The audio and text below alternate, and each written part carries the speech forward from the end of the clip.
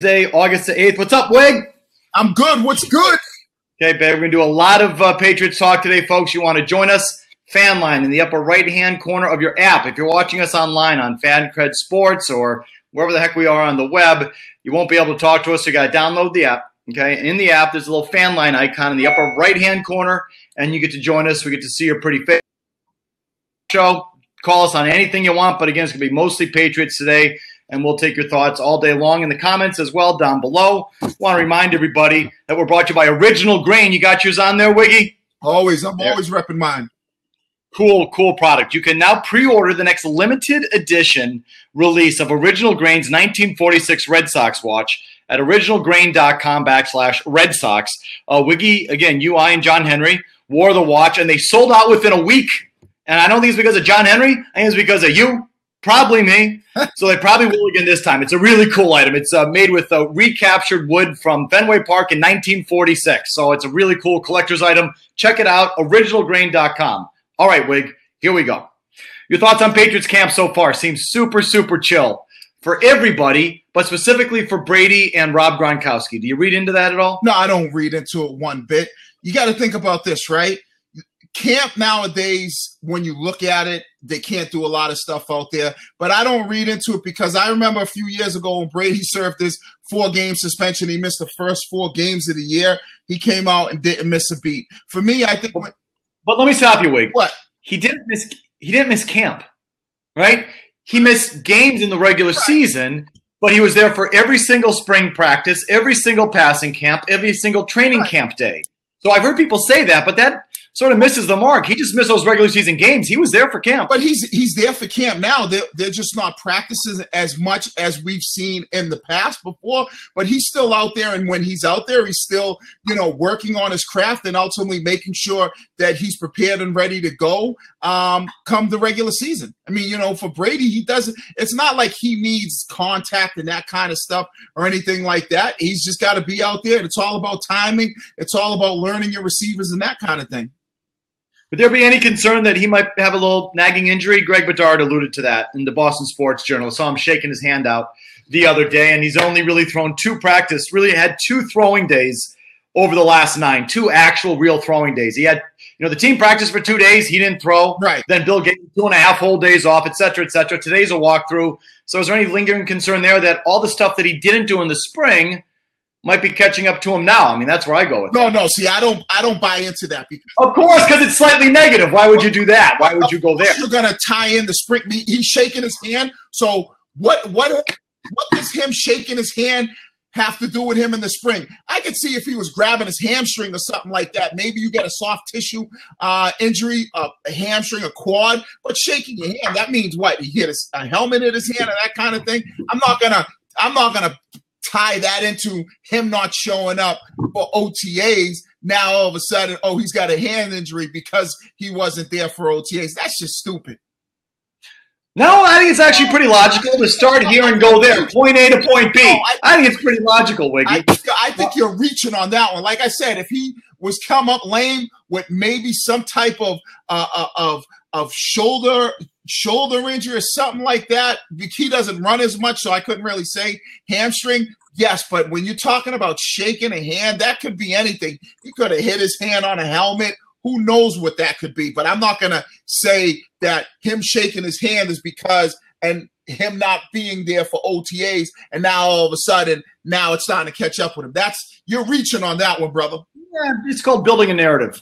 So Rob Gronkowski has also, really gotten the light touch, really been let off of a lot of stuff, Wiggy. Do you have any thoughts about Bill holding those guys back because they weren't there in the spring? Do you think Bill is trying to suck up to those players at all and play nice with those players? Is there any link there, Brady Gronkowski? I don't think this. And so you got to understand, right? When you're holding guys back in training camp, you're saying, okay, why are we holding guys back? All right, we know what this player can do. Let's see what other players we have. What can other players we do? That's one way of looking at it. Or the other way is like, does this guy have something that's bothering him? So there's no need to push him. Let's try to get him healthy so we can have him come regular season. That's the only 2 reasons why you hold players back. Or if a guy gets to a point in his career where, you know what, hey, you trying to throw him a bone, he's a little bit older, take a few days off. Okay, but what if you've been at odds with the player? You just want to play nice to the player. You just want to make nice. You don't think Bill's capable of that? Well, I think Bill is capable of that. But if you want to play nice with Rob Gronkowski, you don't give him a couple days off. You give him the money. That's how you play nice. Okay, folks, again, you want to hit the fan line? Join us. You can. We're going to do that right now with Andrew Callahan. He covers the Patriots for Mass Live. He's down at Patriots camp maybe right now. He's been there the whole time. This is how it will work. We'll pop you up on the third screen, and we get to see your pretty face. You can also fire away questions in the comments down below. Andrew Callahan, thanks for joining us. I don't know if you've been listening to what we've just been talking about, but, the basic tenor of training camp so far, Andrew, feels really light, specifically as it relates to Brady and Gronkowski. What do you read into that? Sure. I think specific to Brady and Gronkowski, a lot of what Wiggy was talking about resonated with me, right? I mean, there are three reasons you would hold players out. And I think for all of them, Brady and Gronkowski, they hit upon all three. So health, value to the team, and experience. A lot of what they've been doing in the first couple of weeks is installation. I mean, both these players know the offense. They've proven their ability within that offense. It's a matter of just kind of shaking off the rust. There might have been more rust, like you mentioned, missing OTAs, but for those two, let me just stop you, Andrew. Let me just stop you. Go. Brady's been doing this now for 17 years. They didn't hold him out of this stuff last year. Why are they doing it this year? Well, he's 41 years old this year. And I think he was 40 last year. Well, I mean, what's the difference? The stuff that they're holding him out of is 11 on 11. It's not the entirety of camp. He's not sitting on the sidelines like you see with some certain guys. I mean, the stuff that he's missing. Why didn't they hold him out of 11-11s last year at the age of 40? So this is my first year, so I can't speak to that. But I can tell you right now, the stuff that I wouldn't be concerned about Brady necessarily missing, because they're going into their first day preseason tomorrow. And Etling and Hoyer are going to see all the snaps. I mean, Brady's played 23 total snaps in preseason openers dating back the last 5 years. He's not going to see a whole lot of action. So most of those snaps in 11-11s went to the guys who are going to play tomorrow. Okay, so here was Bedard's point, too. And he wrote, again, a good column on the Boston Sports Journal. It's that, okay, so Brady and Gronkowski weren't here for the spring. Now they're getting virtually no reps here the first couple of weeks of camp going into the first preseason game. All these receivers are banged up. And got all these new faces, Andrew. It almost feels like they're guaranteed to get off to a slow start. And if they do, is that about Belichick holding them back right here? I don't think so. It'll be interesting because, again, they had full reps a year ago and, they went off to a fine start, but I wouldn't draw necessarily a parallel between those two because I think the slow start will be tied to his options elsewhere. I mean, Gronk's going to see constant double teams with Julian Edelman out.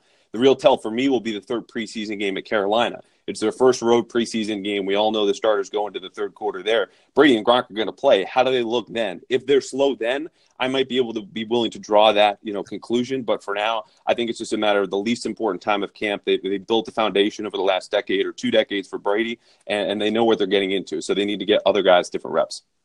Andrew, thanks for taking the – well, go ahead, Wig.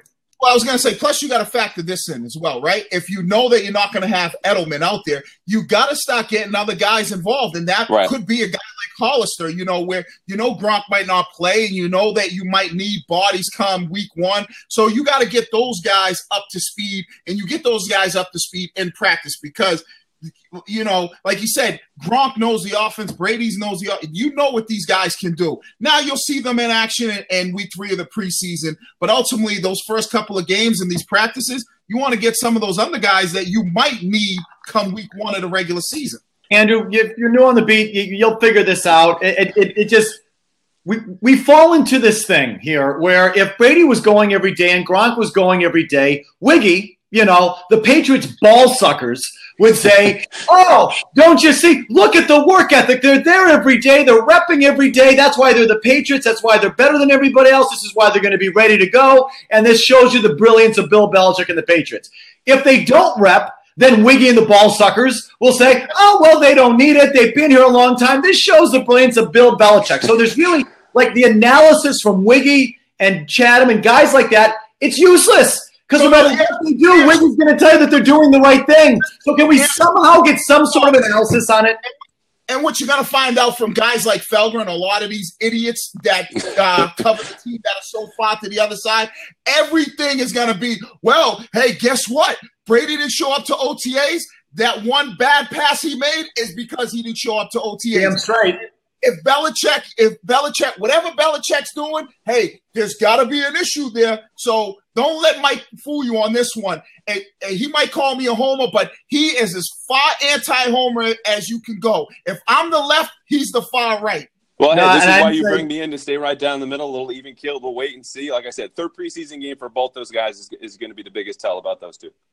Yeah, these guys like Wiggy used to say, if Brady doesn't show up for the passing camps, then there's something wrong. Like I heard all the Patriots guys say it. It doesn't matter. It doesn't matter if he misses the first 2 weeks. When you get to phase 3 in the passing camp, if he's not there, then you got to pay attention. Then Brady misses the passing camp, and these guys are like, he doesn't need it. He's been around. So again, it's just sort of you're not going to get anything out of him. Andrew, before we let you go, just give me your number one thing you're looking for heading into tomorrow night's game. Oh, it's got to be the wide receivers. I mean, for me, I think with Jordan Matthews and Malcolm Mitchell now out of the picture, Riley McCarron and Braxton Berrios have a clear path to roster spot. They're probably going head-to-head for that, but the fact that both of them return punts, to me, gives them an edge over maybe like a Kenny Britt who hasn't seen the field so far. So maybe Britt plays, maybe he doesn't, but both McCarron and Berrios have a big night tomorrow. Okay, again, Andrew Callahan writes for Mass Live, covers the Patriots. Thanks, Andrew. We appreciate it. Thanks, guys. Wiggy, let me ask you, are you worried about the Patriots receivers? Because I look at it on paper. Their 1 and their 2 right now are Chris Hogan and Cordero Patterson, and I'm sorry, that sucks. Well, am I worried? I definitely have an issue with the receiving core. I don't know what Eric Decker is going to be.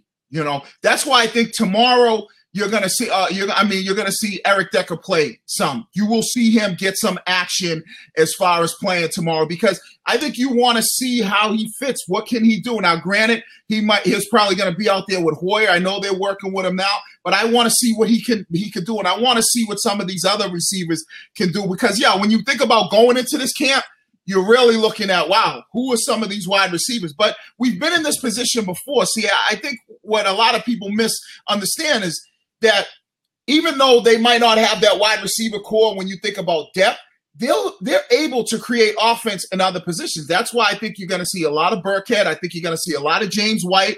You're going to see a lot, obviously, Gronkowski. And I was down there, and the kid Hollister has been making plays. I mean, I know we've seen it before in Zach's so, I mean. What's the Hollister kid's first name, Wiggy? Do you even know his first name? No, I don't know. Okay, so now the next Kellen Winslow. No, I didn't say that. I said that he's a guy that might be able to give you a catch or two a game, maybe a first down catch that you might need. Is he going to be a guy that is it going to be, Gronk and him, and now all of a sudden you got the top 2 tight end tandem in the league? No, but he's a guy until Edelman gets back, until maybe Decker gets up to speed, maybe he makes that third down catch that you need. Let's try and get something approaching an objective opinion. Our next guest, again, joins us on the fan line. His name's Christopher Gasper. He writes for the Boston Globe. It's sort of a heavy hitter for the Jabroni Talk program. I'll tell you, he might be one of our more decorated guests. He joins us now. Chris, are you worried about the talent on this roster? Yeah, I am worried about the talent on this roster because I don't think there's as much top-end talent as there's been in the past. I mean, you go back a couple of years ago, you look at that defense, you had Chandler Jones, you had Hightower, you have Jamie Collins, you have Butler. Hightower is the last guy standing. He didn't make it through last year with that pectoral muscle. So I think the high-end talent here is not quite what it used to be. And then on the offensive side, you guys hit on it with the wide receivers. I mean, to me, this is the wide receiving core that I look at that has the most questions since 2013 when they tried to integrate 3 rookie wide receivers there. And you remember how that season ended. AFC Championship game in Denver, Brady's trying to throw passes to Austin Collie, Matthew Slater, and Matt Mulligan going up against Peyton Manning. I mean, he had no shot in that game based on what the arsenal was offensively. So they have some things they need to figure out. Okay, you hear that, Wiggs? He's comparing this team to 13. Also, 2013, you didn't have Rob Gronkowski. So now if you have Rob Gronkowski and maybe you had some of those guys back in 2013, it's a different outcome when you look at that game. When you don't have, yes, I agree with some of the top-end talent. You're talking about the best players on your team, but I still think you have a lot of high-end talent on this team because you do have Gronk, you do have James White, you do have a guy like Rex Burkhead who I think is going to be more involved. And then ultimately when Edelman gets back on the offensive side of the football. Yeah, that's the interesting thing, though, guys. I mean, everybody, Edelman coming back, we're just sort of assuming that right away he's going to be Julian Edelman of old. I mean, even he's saying in camp that his body doesn't feel, the same way it did before, that he doesn't feel he's up to speed. And again, I remember when Welker came back from his ACL, and look, Julian's had much more time than Welker had, but that was Welker's worst season with the Patriots. He was under 10 yards a catch. So we're all just assuming that, after not playing football for basically 15 months, Edelman's going to jump back in as soon as he comes off the suspension and be the same guy. I don't know about that. It might take him a few games. Okay, Chris, I want your thoughts on just the tenor of camp. Same thing I asked Andrew to lead off the show. Belichick's treatment of Brady, his treatment of Gronkowski, those guys have gone real easy so far in camp. Your thoughts there? Yeah, I mean, I think part of it is, he mentioned it the other day, slower install because they don't have to get ready to do these joint practices. But I just have a hard time believing it's just a coincidence that these are the two guys who basically went AWOL in the offseason. There was sort of griping through back channels about it not being fun, not feeling appreciated. Wiggy, I don't have to tell you, man, you went through it. No veteran player likes training. Preach it. And if you can sort of lessen the burden of training camp for veteran players, I mean, that's why some of these guys sit out. Like Le'Veon Bell, he knows he's not getting paid. And he's like, I'm not showing up for training camp. These guys hate training camp. So if you can lessen that load a little bit, maybe you earn a little bit of goodwill if you're Bill. Yeah, and I understand that. And that's my point to Felger, is that when you get to a certain point as a veteran, Bill might be taking care of. It's not a generic veteran, Wiggy. It's the guy that's holding out. It's Brady and Gronkowski. This isn't Roman Pfeiffer we're talking about. This is different. But when you're talking about Gronkowski, and we talked about this before, him having a couple days off means absolutely not. You want this guy to be happy, give him some money. With Brady, okay, it's not really about the money aspect. He's not really big. You haven't heard anything contract. You haven't heard any contract disputes or any cryptic tweets by Brady. I think for Brady, it's just like, hey, we're giving you a little bit of time. But ultimately, at the end of the day, for Gronkowski, if you want to make that guy happy, pay him his money.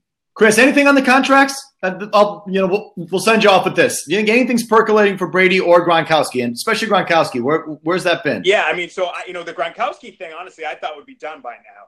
And you had Drew Rosenhaus, who represents other guys in the Patriots, show up at camp recently. I haven't heard anything specifically about that. The one that baffles me a little bit is the Brady one, because I had sort of heard a little while ago that, if the contract was an issue, it was something they could resolve fairly quickly. There's sort of, to me, sort of strange radio silence on that right now. And he has 2 years left on the deal, counting this coming season. That's always been when they've done something.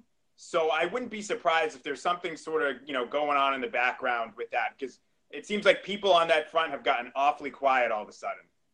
Okay, maybe that's good news. Chris, thanks for lowering yourself to join us on Jabroni Talk. We appreciate it. Next time I'm going to have a better camera. Okay, and that's not so bad. It's a hostage cam. It's okay. The blood of the infidels will run the blood of the infidels will run red in the streets, Chris. That's all you need to know. Thank you again for joining us. And again, you all can do it out there on the fan line. You hit it in the upper right-hand corner of your screen, as we will do now with Malik. Malik wants to ask us some questions about the wide receivers and the depth there. And Wiggy, you can talk to me all you want about Hollister or this guy or that guy. You look at that group right now, and I'm sorry, scary. Malik, go ahead. Yeah. Hey, what's up, guys? So I just wanted to talk about the receiving group. I mean, like you said, Felger, Hogan, Patterson, even Britt, and whoever they put out there does not inspire a lot of confidence from me. You got Gronk and Edelman. If you have both of them, I think you're going to be okay. But if one of them goes out, or if Edelman's not Edelman, then I think that's going to be a problem. So I wanted to ask you, do you think Des Bryant could be a solution, or maybe a trade type of situation? What do you think? Malik, thanks for calling in. And let me just amend your statement. You said that if they're without Edelman or Gronkowski, that could be a problem. Let me amend that to say they will be fucked. It will be over if they lose one of those guys. Malik, thank you. Jermaine, how do you feel about Des Bryant? Well, I like Des Bryant, but let me go back to his point that he was making a little bit about some of the wide receivers. See, this is what we fall into this trap every year, right? Last year, it was very simple. It was, what's up with the wide receiving core?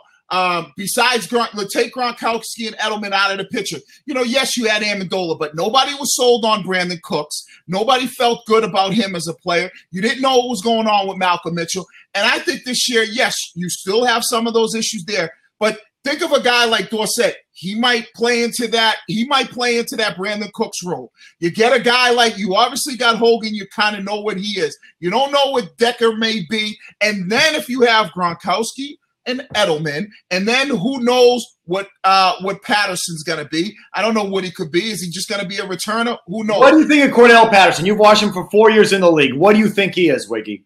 I think I think he's more of a returner, but I still think he's a guy in this offense. More of a returner? He's a returner. Right, but in this offense, with the quick screens that they love to throw, you're able to take advantage of what he does well. Boy, man, you are making chicken salad out of chicken shit, like you realize, you read about. But that's, when you're on the payroll at the Pats, that's what you're paid to do. Andrew in Bristol is going to join us next again on the fan line. You hit us in the upper right-hand corner of your screen. If you're watching on the app, if you're watching online, you got to download the app.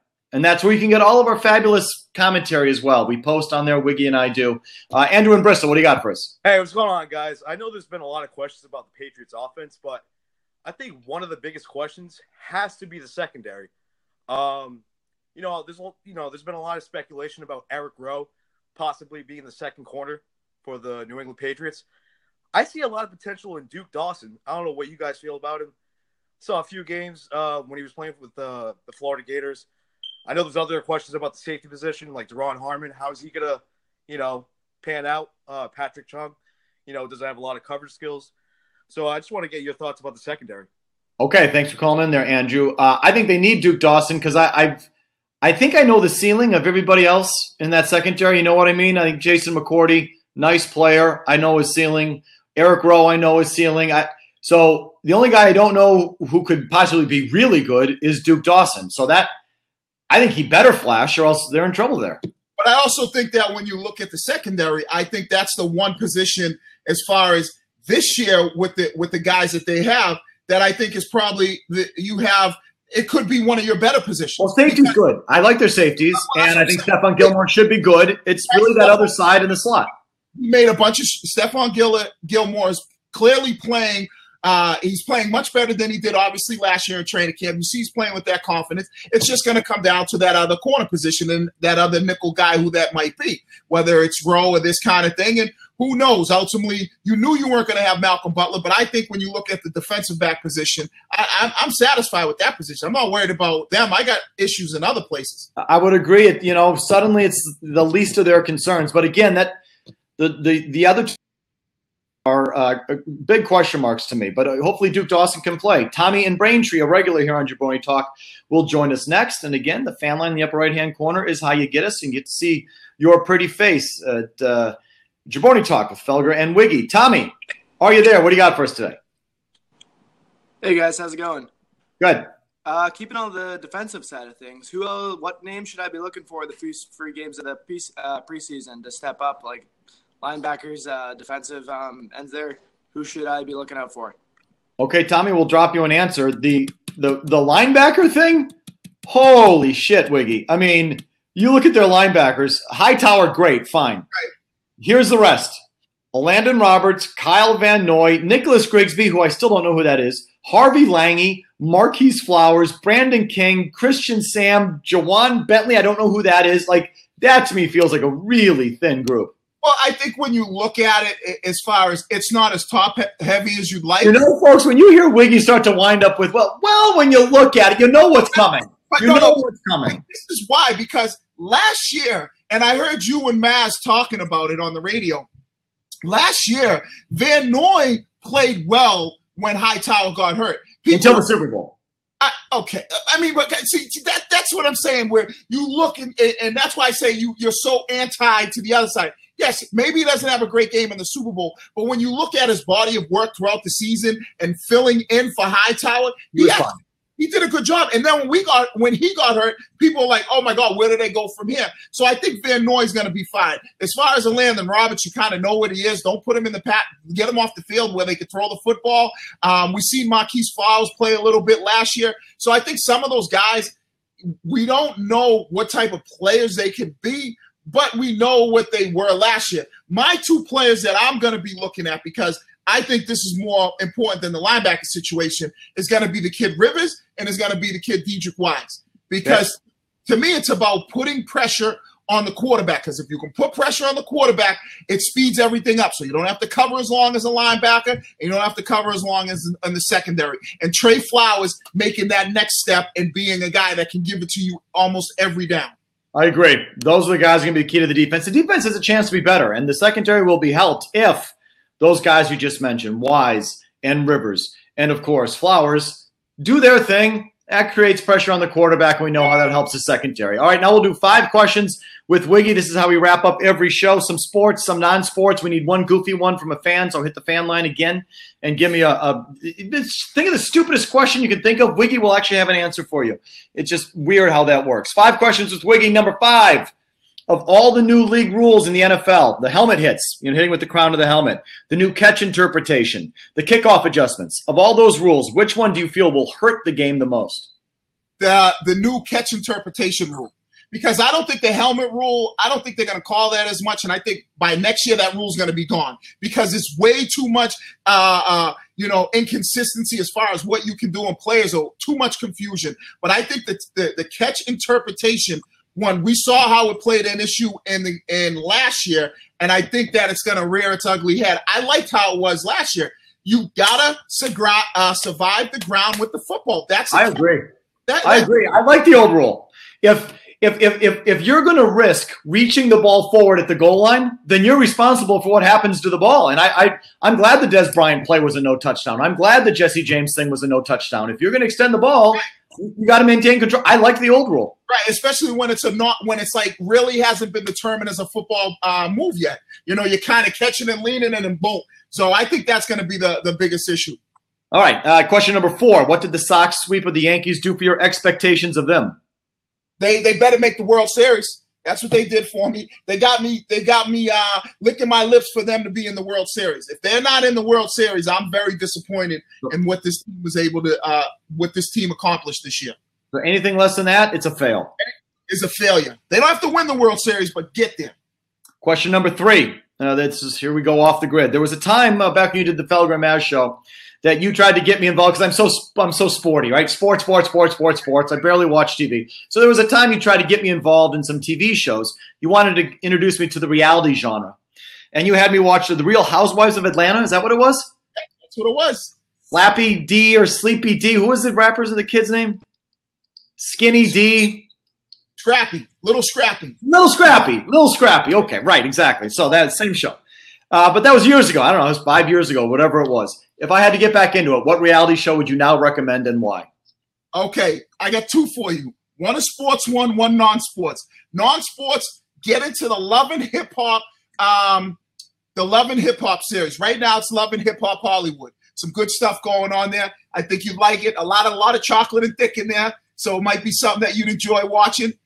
And then in the sports one, Last Chance U. It's on Netflix. It's a good thing. It's about junior college players and Last Chance University and like their whole trying to go from JUCO to getting there another shot. So that's good. And one non-reality show that you need to be on, and if you ain't on it, I'm coming to your house and I'm going to completely slap you in the back of the head, is Power on Stars. Okay. I've never heard of any of these. Love and Hip Hop Hollywood. Just give me a character that I got to latch on to. In that one, I would say you'd want to go with Safari. Okay, I'll write that down. I'll make a point of it. All right, word on the street. Every week, Wiggy sends me a text page to let me know what's going on in his world, and he has to translate because I can't tell what's going on. Here's a word on the street. They got to hit up Dat, D-A-T, Boi, B-O-I, D-Nice. He can still cook. Check his vids on IG, ! So they got to hit up that boy, D-Nice. He can still cook. Check his vids on IG. So who's they? I mean, they have to hit up D-Nice. Why? Who's they and why do they have to hit him up? Is he really a cook? I love how you said that boy. It's that boy D-Nice. And to answer your question, that's that boy Des Bryant. And that boy Des Bryant, he could still cook means, hey, he's still got a little bit of game left in him. And check out some of the videos on IG. He looks in great shape. I'm telling you, the Pats got to hit up Des. They need to sign Des Bryant. Fans, get the last 5th and final question for Wiggy. It can't be too stupid. You come up with the dumbest thing, Wiggy has a good answer for you. The answers are less dumb than the questions, mostly. Ian in Swampscott will ask the honorary fan question. Go ahead, Ian. How you doing? Good. How are you guys? So I'm glad that we're staying with cooking here because, as everybody knows, Pats players are obsessed with food. You got Tom Brady on the TB12 method. You got Julian Edelman on Burger Time. You got Vince Wilfork treating ribs like they're his children. So with football starting up soon, I think it's a fair question to ask. Chef Wiggy, what's your go-to NFL Sunday meal? Okay, I like Thanks for the that. question, man. I'm gonna go with if I had to go for like a Sunday and I need a quick meal, I can't really sit down. I might be Saugus wings. Get the Kowloons and get you some of them Saugus wings. Okay. What about a post-game feast where you don't need to worry about making weight or showing up the next day? You just wanna go to town. What is it? You got to go with the chicken palm, baby. Chicken palm all day long. Whether you want to do it with the macaroni or you want to do it in a sub, chicken palm all day long. Okay, That's so what it's not the chicken parm sub in the macaroni. It's bread or macaroni is what you're saying. Right, whatever you want. You want ziti, you want bow tie, you want, whatever you feel. You want spaghetti. I don't know what you like. Whatever the wood's cooking for you, Felger. Well, wood ain't cooking jack. Let me tell you that. Jabroni Talk, brought to you by Original Grain. Check them out, originalgrain.com. You can pre-order the next limited release of this great 1946 watch that Wiggy's wearing right now with reclaimed wood from Fenway Park in 1946, Ted Williams' historic season. Wiggy, we'll catch you next week, kid. All right, Wiggs out.